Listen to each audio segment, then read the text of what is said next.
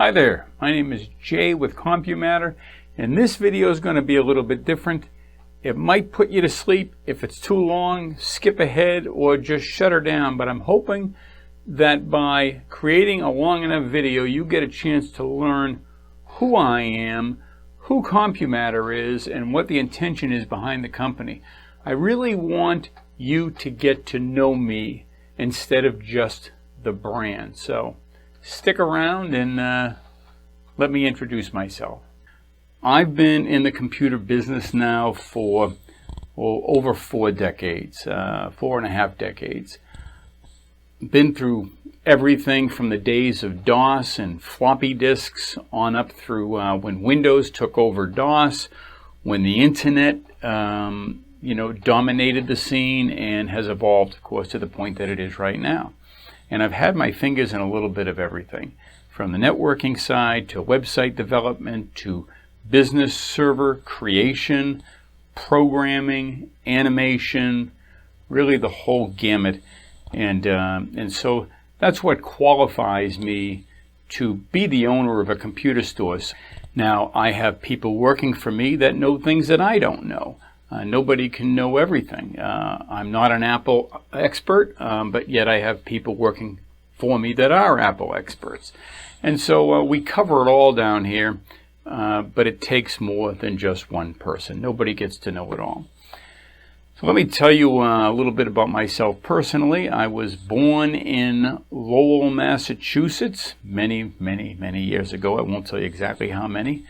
I used to shine shoes when I was only 9 years old. I'd go from bar room to bar room to bar room and shine shoes for 25 cents a shine. At the end of the day, I think I'd made $6, and that was a good day. I used to work at a shoe factory, a place called Paris Shoe in Lowell, Massachusetts, where a lot of the people around me worked piecemeal. The faster they could put a sole or the top part of a shoe together, and they'd do the same thing over and over and over again, and they'd get paid for every one they do.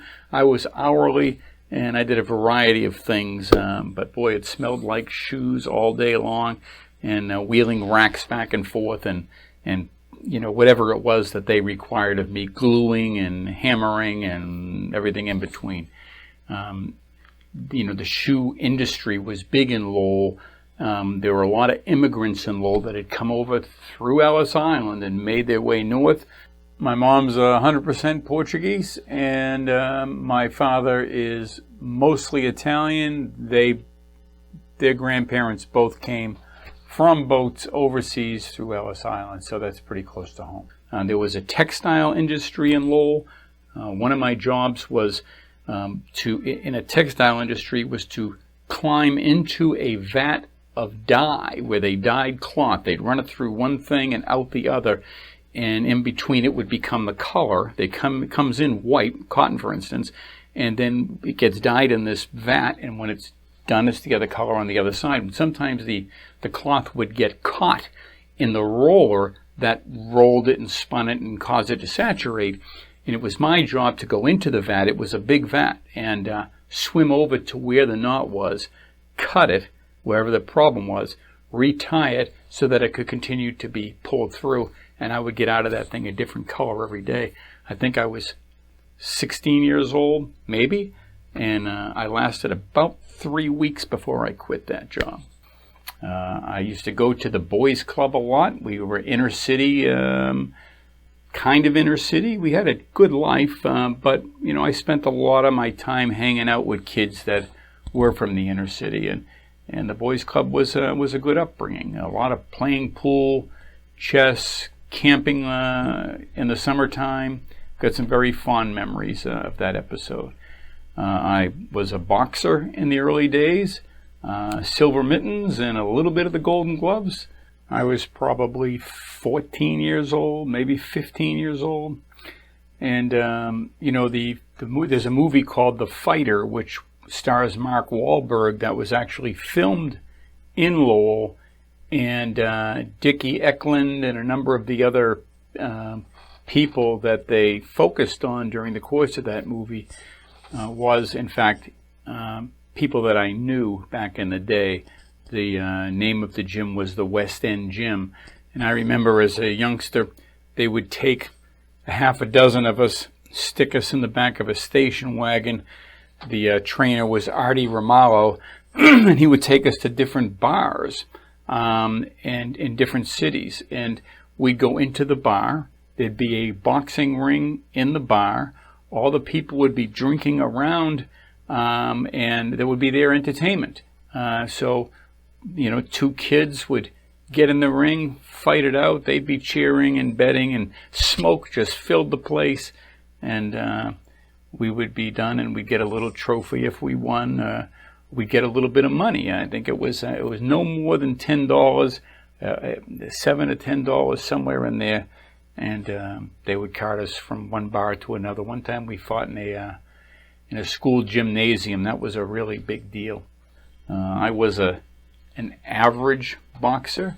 I think I had a lot to learn that I wish I did, but I guess my brain has perhaps survived a little bit of getting out of that early in the game. And somewhere along the way, I ended up in jail from, just doing things a teenager shouldn't do, and found myself in a bad situation at only 17 years old. 6 months later, I managed to get out of that place. 2-year sentence. They let me out early, thankfully, and I vowed to never walk into those doors again. And I know plenty of people from that era that did end up going back time and time again. Some of those people are friends of mine, and some of them are dead now. It's just, it's not a good life. We'll skip forward a few years. I had decided I was going to do one of two things. I don't know, I think I was only 18 or so when I made this decision. I was either going to be an actor. Don't ask me why. I don't know anybody in that business, but it appealed to me. It looked good. Or I was going to be a car salesman. Now, and the car salesman appealed to me because I saw those guys standing on the steps, and they were all dressed up, and it looked like a good way of life, a good job. And it turned out the car sales was a lot more approachable for me because I could just walk right into a place and apply for a job. And at the age of 19, that's what I did. An outfit hired me, and at 19, which was very young, and I did very well. Turned out people found me relatable.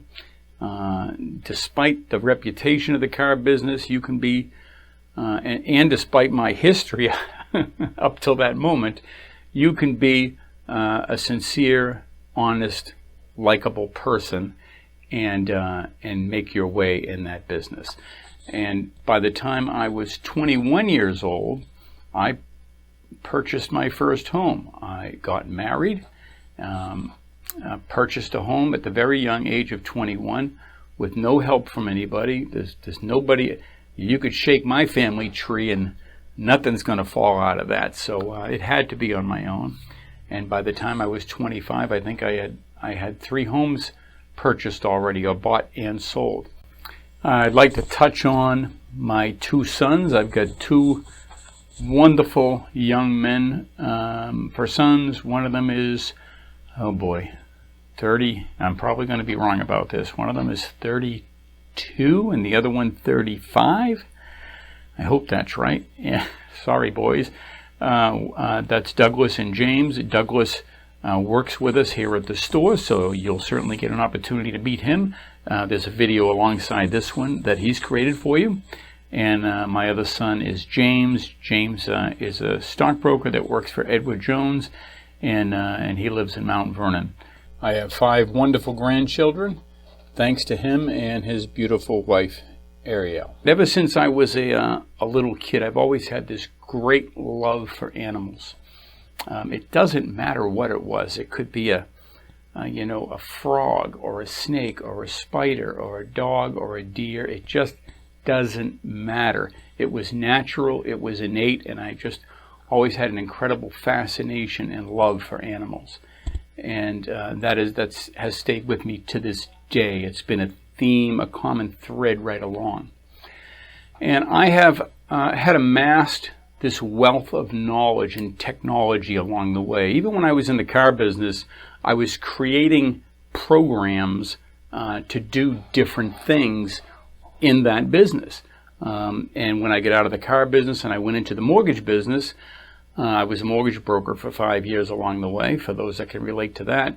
And I was creating software for the mortgage industry. I eventually went on and was selling that software and made a living for about 10 years selling software to banks and mortgage companies. But that common thread of my love for animals and my desire to protect the environment that they live in has always left me with a dream that someday I would like to make a difference in the world. Not on a small scale, but in the world, for animals and for those things that make them vulnerable, and for the vulnerability itself. Oftentimes, it's people who have animals that are not nice to them, are unkind, or outright cruel.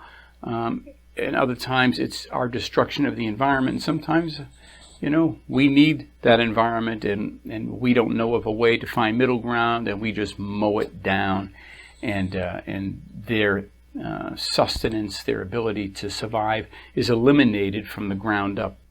And that's not even touching on the millions of dogs and cats and parrots and reptiles and all the pets, the aquariums, the pets of the world that we take on that end up dead because we can't take care of them. That's at least as big a problem as the problem with wild animals in the environment. So how do you do that? Well, CompuMatter has been around now for 18 years. This is my business. It's my hope to make CompuMatter a worldwide brand. That's my dream. I'm getting a little old. I'm getting a little long in the tooth. But I'm still fully charged with ambition, and I hope to pull that off. And I have specific methods of doing so. And your doing business with us helps us in an indirect but direct way to achieve that goal. You give us the sustenance we need to grow and to head in that direction. First, I created some website technology that I thought would give us that potential.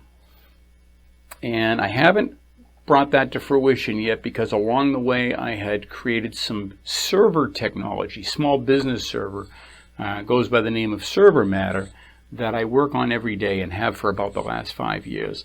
And I hope that we are very close to releasing that, because it's my belief that when we release that product, we're going to be able to generate the capital that we need to grow this business in all kinds of different directions. It's kind of like lighting the fuse on the rocket. Right now the rocket's smoldering, and we think it's going to go up.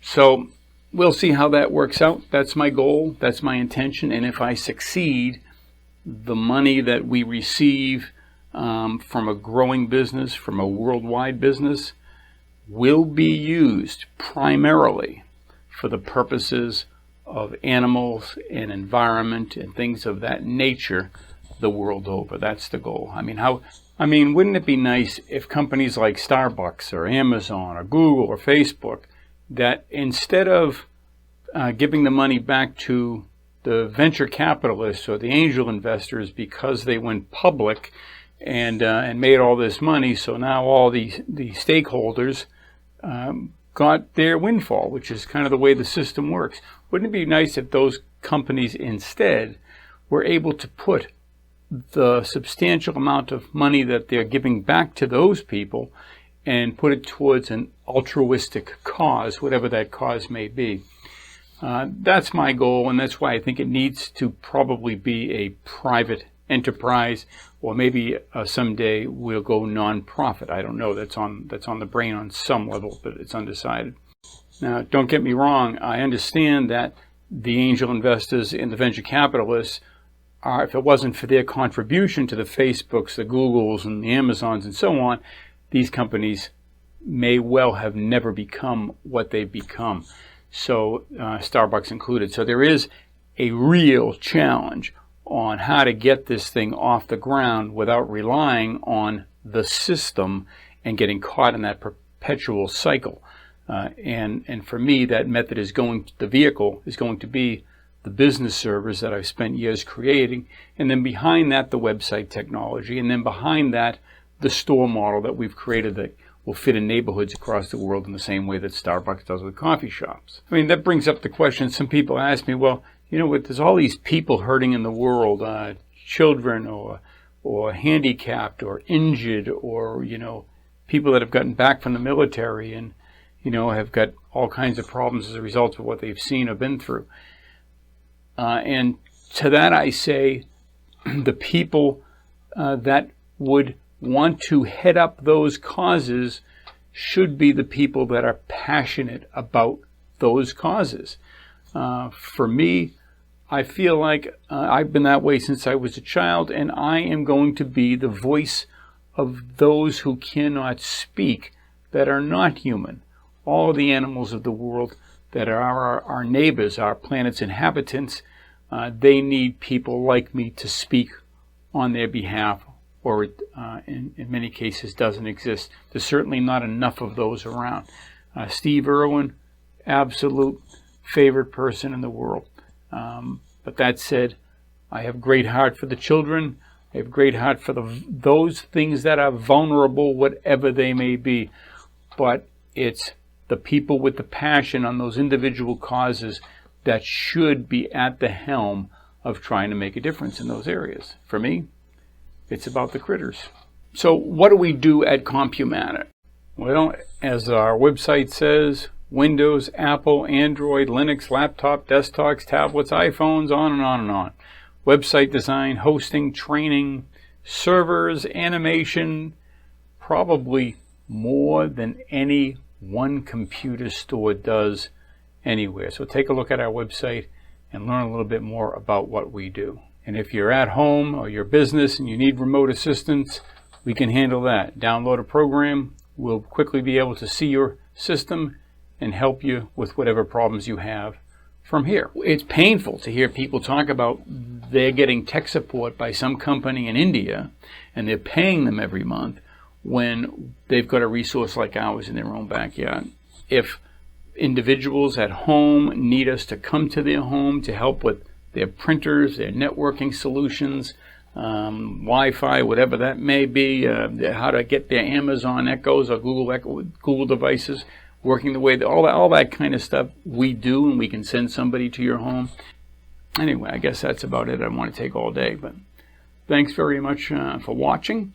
I hope I haven't divulged more than I probably ought to, but I think there's something about making yourself vulnerable. That's always been a feeling of mine, that you let your guard down. You let people know a few of the things about you that maybe you wouldn't, doesn't make you look wonderful, you're not necessarily proud of, but it makes you more human, and in that process brings us closer together, because we all have our baggage. We all have those things that we've been through, even if we don't openly discuss them with people.